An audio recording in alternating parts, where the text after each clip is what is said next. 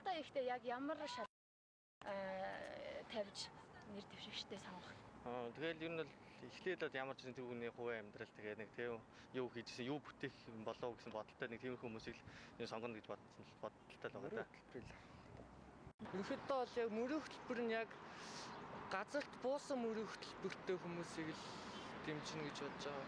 Тэрнээс бол яг нэг тэр бомтон болгоно гэдэг нэг тиймэрхүү хүмүүсийг бол тийм мөнгө амласан хүмүүсийг бол сонгохгүй. Тэгэж торж ирдэг нэг сэтгүүлээд байдаг шүү дээ. Тэрийг хамгийн их өгж байгаа хүнд нь саналаа өгөхгүй л гэж бодож байгаа доо.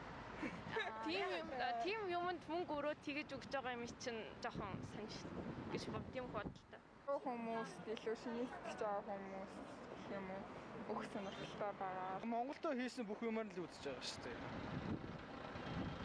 Одоо жишээлх юм бол ерөнхийдөө одоо ихэвчлэн би яг залуу үеийнхээ яг өөрийнхөө үеийн хүмүүсийг л сонгоно гэж бодож байгаа.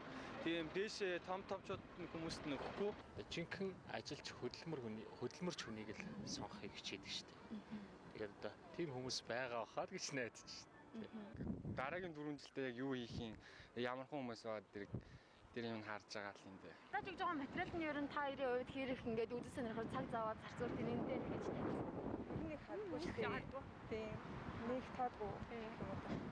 Тэгээ зүгээр тэрэн дээр хүснээ угаасаа өөртөө ч гэсэндээ бичгүй зүгээр тэр юуныхаа хүмүүс бичиж байгаа юм чи юу ч бичснээ баг тэр хүмүүс өөртөө мэдчихэж байгаа юм уу? Бодлоохон багт бэлдэж шүү дээ. Яг бацтай юм байх байх гэж боддоо шүү дээ. Тэрнтэй бол өстой танилцгаа. Зүгээр л гэрт байж ирцэн л ирээл тэгэл нэг хашаа нүдэл тэгэл гэрээ алга нүдэл тэгэл юу яадаг болохоор нэг сайн. Танилцахгүй байгаа. Ахгүй байгаа. Гэрт ирээл хаалт тогшоолт өгдөө ш. Тэрийг энэ тэгэхээр баярлаа гэж аваа ширээн дээрээ тавьчихдээ ш. Ер нь бол сонирхоод байх юм байхгүй. Тэгэл угаасаа баг мэдж байгаа юмсаа шгээл баг л хог дээр л буцаа гардаг ш.